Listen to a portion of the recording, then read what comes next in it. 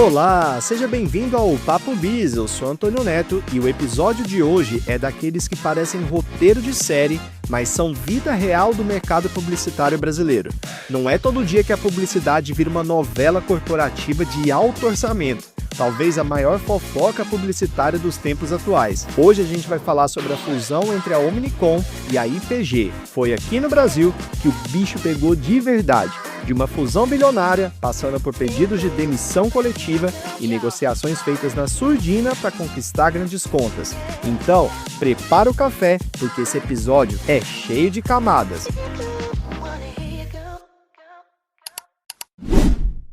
Se você não é do mercado publicitário, deixa eu só te situar sobre o tamanho desse acontecimento. Quando a gente fala da fusão de duas holdings como a Omnicom e a IPG, que é a Interpublic Group, a gente não está falando só de empresas, a gente está falando das duas maiores holdings de comunicação do mundo. Grupos que controlam dezenas de agências globais, responsáveis por campanhas de marcas que fazem parte do nosso dia a dia. Mas essas holdings não são apenas donas de agências. Elas concentram talentos, metodologia, compra de mídia, dados e muita tecnologia.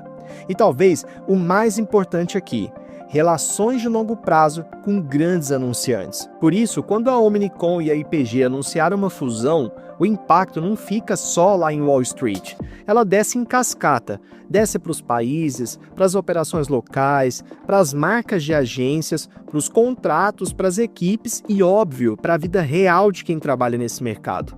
E no Brasil, essa cascata virou um tsunami. Então vou começar te contando essa novela por ordem cronológica. O anúncio oficial da fusão das duas holdings veio no final de 2024, mas foi ao longo de 2025 que o mercado começou a perceber que essa fusão seria muito agitada e conturbada. Em junho de 2025, lá nos Estados Unidos, a fusão foi aprovada com uma condição bastante incomum. A nova companhia não poderia discriminar veículos de mídia com base em posicionamentos políticos ou ideológicos sem orientação explícita do anunciante. Só aí já dava para perceber o clima de disputa política, poder e dinheiro que estava rolando nessa fusão. Importante? Sim, mas para a gente o verdadeiro impacto não estava aí. Ele ia começar mesmo quando esse processo global descesse para o nível local, inclusive aqui no Brasil. Para você entender por que essa fusão criou uma linha de corte tão sensível, é preciso olhar como a Omnicom e a Interpublic Group, a IPG, se materializavam no Brasil.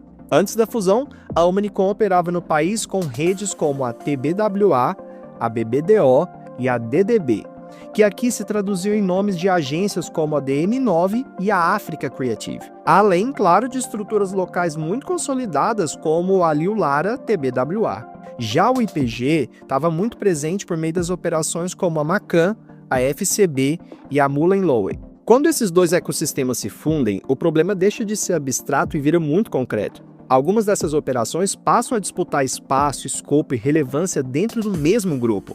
Manter todas as marcas, lideranças e estruturas como estavam significaria duplicar custos, confundir clientes e enfraquecer a lógica estratégica da holding. Por isso, a fusão iria exigir escolhas duras, e essas escolhas inevitavelmente atingiriam agências específicas no Brasil, não apenas os logotipos globais. Então, quando essa fusão começou a sair do papel, a pergunta que se fazia era muito direta e inquietante.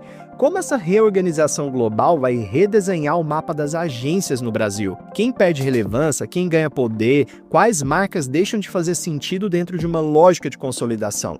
O primeiro impacto concreto veio com uma decisão pesada e inevitável dentro dessa lógica: a extinção da rede global DDB e a concentração das operações criativas do novo grupo em apenas 3 grandes bandeiras globais: a BBDO, a TBWA e a Macan.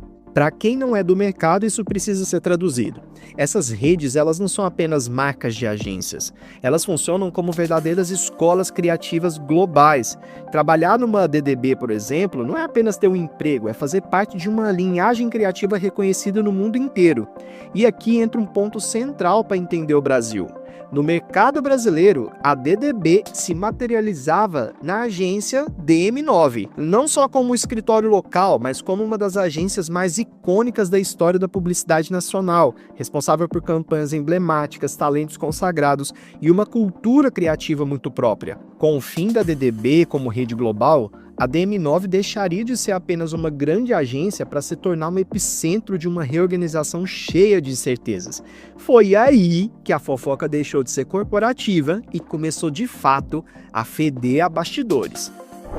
Cola comigo que agora que a coisa começa a esquentar. A partir de dezembro de 2025, começaram os rumores. Reorganização, fusão local, movimentos entre a DM9, Liu Lara TBWA e ID TBWA, mas tinha um problema central. Ninguém confirmava nada. No dia 6 de dezembro, a Omnicom chegou a soltar uma nota dizendo que não havia plano definitivo para o Brasil e que qualquer anúncio seria feito em janeiro desse ano, primeiro para as pessoas e clientes. Na teoria, parecia prudência. Na prática, foi um vácuo muito perigoso, porque em mercado de talentos, incerteza não paralisa, ela desgasta.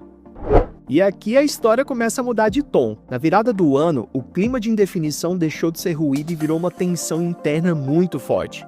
Então veio o momento que ninguém do mercado ignora. No início de janeiro de 2026, o board diretivo da Liu Lara pediu demissão em bloco.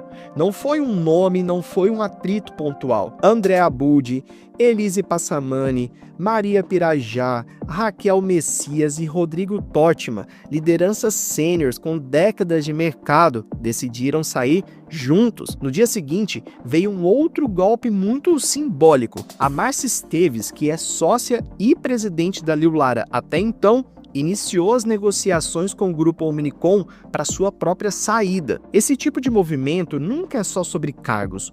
Quando um board inteiro se levanta ao mesmo tempo, o mercado costuma ler três coisas muito claras. Primeiro, que existe uma insatisfação real com o rumo das operações e com a condução do processo. Segundo, o silêncio do global deixou de ser estratégico e passou a ser corrosivo. E terceiro e mais importante, onde a fumaça costuma ter fogo. E historicamente, quando isso acontece no mercado publicitário, surgem sinais quase automáticos que novas agências estão prestes a nascer. Bem, poucos dias depois desses pedidos de demissões coletivas, começaram as especulações mais sensíveis. Quem sairia junto e quais contas poderiam acompanhar esses movimentos? Os nomes de Pipo Calazans e Tomás Tagliaferro, então co-presidentes da DM9, passaram a circular como possíveis líderes de uma nova operação, com rumores envolvendo clientes como iFood, Decolar e JHSF. Nesse momento, o mercado achava que já tinha entendido o roteiro, mas não tinha não. Calma que tá vindo muito mais. No dia 7 de janeiro de 2026, veio um anúncio formal. DM9 e Liu Lara seriam unificadas numa nova agência chamada Lola TBWA. Para a liderança dessa operação, o grupo trouxe a Carol Boccia, que deixou de ser co-presidente da BTC Avas para assumir essa nova agência. A leitura do mercado foi muito imediata. A nomeação da Carol funcionava como um gesto de estabilização, uma tentativa clara de sinalizar controle, continuidade e liderança em meio a esse caos. Mas o estrago simbólico já estava feito. Duas marcas icônicas saíram de cena, lideranças deixavam o grupo e a confiança já estava abalada. E agora vem o verdadeiro plot twist de toda essa história. É aqui que ela deixa de ser apenas uma crise de holding e vira um dos movimentos mais ousados e inesperados do mercado publicitário brasileiro em anos. Enquanto o mercado inteiro estava olhando para dentro da Omnicom, tentando decifrar comunicados confusos, especulações, negociações oficiais e rearranjos internos, alguém jogava outro jogo. Sem barulhos, sem vazamento, sem teaser para a imprensa, quase na surdina. Em meados de janeiro de 2026, o grupo Dreamers, liderado por Rodolfo Medina, simplesmente apareceu com uma bomba já armada. O anúncio de uma nova agência, a YouDare. E não era uma nova agência simplesmente no sentido tradicional, era um bypass completo no mercado. A YouDare não nasceu de um PowerPoint estratégico, nasceu operando. De uma só vez, o grupo Dreamers trouxe para dentro de casa cerca de 90 profissionais que eram o coração operacional da DM9, parte relevante do board diretivo e das lideranças estratégicas, trouxe Stephanie Campbell assumindo como CSO e o Kleber Paradella à frente de conteúdos e operações. E como se isso já não fosse suficiente, o grupo trouxe ainda as grandes contas junto: iFood, Decolar, MRV, Pizza Hut, pelo menos o que já foi anunciado na imprensa. Isso é o tipo de movimento que não acontece por acaso, e principalmente, não acontece da noite para o dia. O que o mercado viu foram apenas anúncios, e o que não viu foi o trabalho silencioso de leitura de contextos, timing e muita articulação. O grupo Dreamers entendeu algo que muita gente só percebe quando já é tarde demais. Movimentos de corrosão institucional criam vácuos de poder. E vácuo em mercado competitivo não fica vazio por muito tempo. Quando uma holding global demora a decidir, hesita em comunicar e deixa suas lideranças locais à deriva, o mercado local reage. Mas reagir não é improvisar. Reagir nesse caso foi agir com velocidade, estrutura, capital simbólico e muita coragem. Enquanto a maior holding do mundo reorganizava suas peças, o maior grupo de comunicação nacional, que é o grupo Dreamers, simplesmente atravessou o tabuleiro, levando gente, levando conta e inaugurando um novo capítulo da história sem pedir licença. No final das contas, essa história não é só sobre uma fusão, nem sobre marcas que desapareceram, nem sobre quem saiu ou quem ficou. Ela é sobre como o poder se move na indústria da comunicação. A fofoca aqui não foi ruído, foi sintoma. Sintoma de que em publicidade, marcas importam, mas pessoas importam mais. Sintoma de que redes globais organizam um jogo, mas o jogo de verdade acontece no território. E o sintoma de que toda vez que uma estrutura gigante demora a decidir, alguém mais ágil e mais atento ocupa o espaço. A novela acabou e o recado ficou.